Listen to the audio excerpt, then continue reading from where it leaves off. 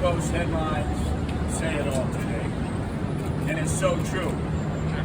Even though there are other pressing issues, Afghanistan, the fall of Kabul, the mandate imposed on us by Comrade de Blasio, masks and vaccines, I don't think anybody can doubt how serious this is and has been for a long, long time. As Mayor Bill de Blasio is going to like a concert every day, no idea why we're sponsoring concerts. It's not dealing with the number one issue in New York City. That is the explosion of emotionally disturbed persons who roam the streets, the subways, live in the parks, are a danger to themselves, but most importantly, a danger to all. Not only those who work here, those who live here, but those who travel here and the many tourists that we'd like to once again come here.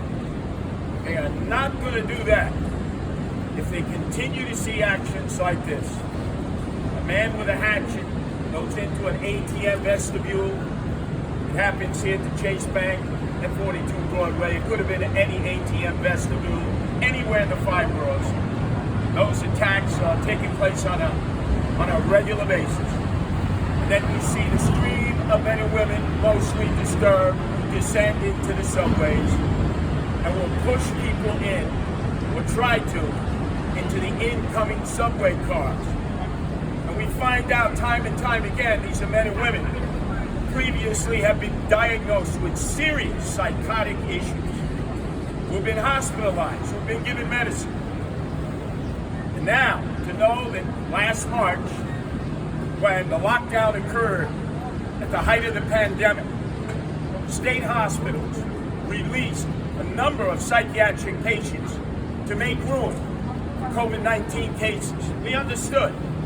Municipal hospitals, likewise, and private hospitals, many of them having 80 beds for psychiatric patients and many more for drug rehab. They too cut loose all of these men and women. And where did they go? They didn't go to anyone's home. Some went to shelters. There are 28 shelters in the city. They're called MICA shelters to deal with the emotionally disturbed persons, but they give little, if any, relief to these men and women. They need to be under psychiatric care. So what I'm calling for, having been a veteran of dealing with this issue with the Guardian Angels for 42 years, this is what we deal with. Emotionally disturbed persons all the time. It has to be involuntary, inpatient care given. These men and women must be taken from the subways, the streets, the parks, now, brought into nearby hospitals, given a psych evaluation, and if two psychologists or psychiatrists deem them to be a threat to themselves and everyone else, they have to be housed for 60 days. Within that period of time, a further diagnosis can be made of the severity of their problem. And if in that time, no improvement is made, they cannot be released back into the streets or to what family members they might have, or especially the MICA shelters, the 20-odd MICA shelters that exist in the vast homeless shelter system. They must be kept in psychiatric facilities. That means Governor Cuomo is on the outside looking in soon. He cut the budget.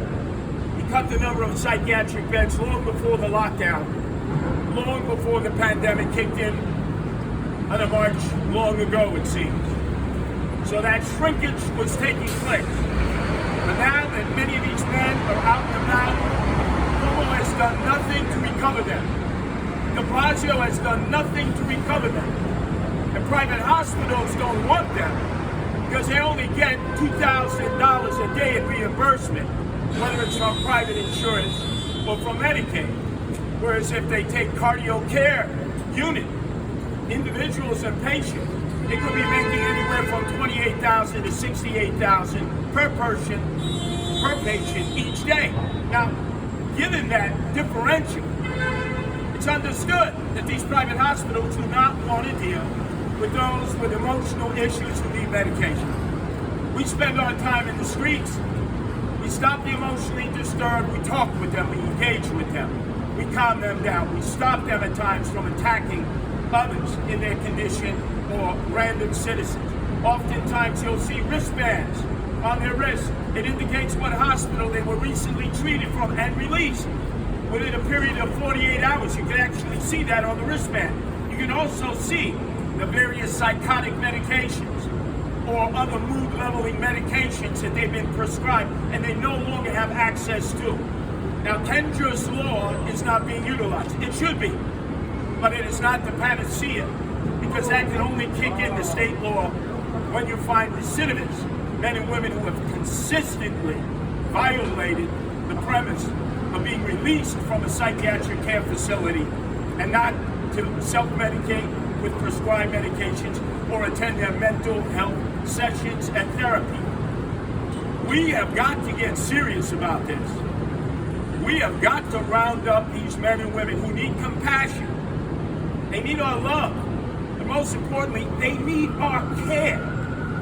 And we can involuntarily take these men and women and we can give them inpatient care. And I defy any of these civil libertarians. I defy Mayor de Blasio, who's done nothing about this program, to tell me it's their right to wallow in their defecation and urine, to have psychotic disorders, to be completely out of control of their mental and their physical faculties. That is not a civil right. That's a disgrace on all of us in society, that we would allow them to exist. These men and women who are our brothers and sisters who need our help. And we have the facilities to help them. We have the money to help them. We need to make this an emergency. The mayor, he created Thrive 5 years ago. That bogus, fake, phony, fraudulent, fugazi agency that has sucked up $1.25 billion from us, the taxpayers. $1.25 billion in 5 years. Headed by his wife, Charlene McRae, who refuses to be accountable. And none of the Democratic leaders, either the controller, Scott Stringer, the Speaker, Corey Johnson, or Tish James, have used their subpoena powers to demand a full accounting of where is the $1.25 billion. Because we know it has not gone to the use of intervention experts in the street to care for these men and women.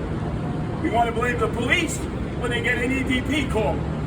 What more are we to do when people are in distress? They call 911. Those who don't want the police to respond, who have been doing a great job with a lot of pressure as they've been asked to stand down by this mayor.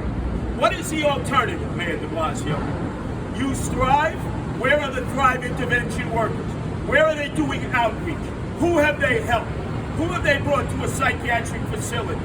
Who have they helped in order to renew the prescriptions that these men and women desperately need? Not just in the streets, the subways, and in the parks, but in the migrant shelters that some of them are housed in. This is absolutely out of all the debacles in the de Blasio administration.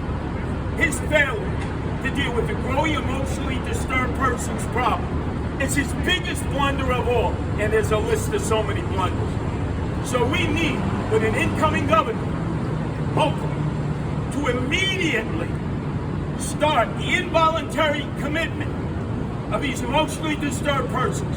Hold them for the 60 days legally that we can, give complete observations, and in that time, if 2 psychiatrists and 2 psychologists come to the conclusion that they need to be remanded to a state, a municipal, or a private psychiatric medical facility, whether it's Kings County, whether it's Kirby Psychiatric, Creedmoor, whether it's Cornell Medical, whatever the facility is, and so be it, it is the priority of the time. We cannot afford to have another hatchet man case or another person thrown in front of a moving subway train.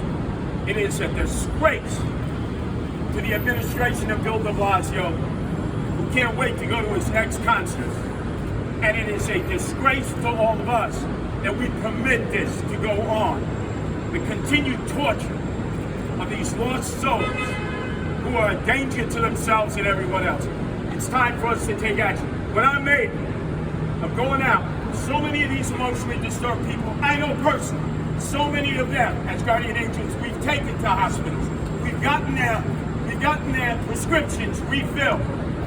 They can't even find a bathroom to go to. So when we scream that they defecate and urinate in the streets, I ask all of you out there, when's the last time you've been able to find a public lavatory that's open after the pandemic? They're not. These people have the same needs that we do. And we have window shades on our eyes, cotton balls in our ears, and a zipper on our mouth. We don't need to create them as villains. They are in need of our help. Our mayor won't help them. Cuomo won't help them. Let's hope Hochul comes to their rescue. But I definitely, when elected mayor in January, will make this the #1 priority in the city, because these are our fellow brothers and sisters who are desperately in need. We need to help them so we can help ourselves and get our city back on track. Yeah.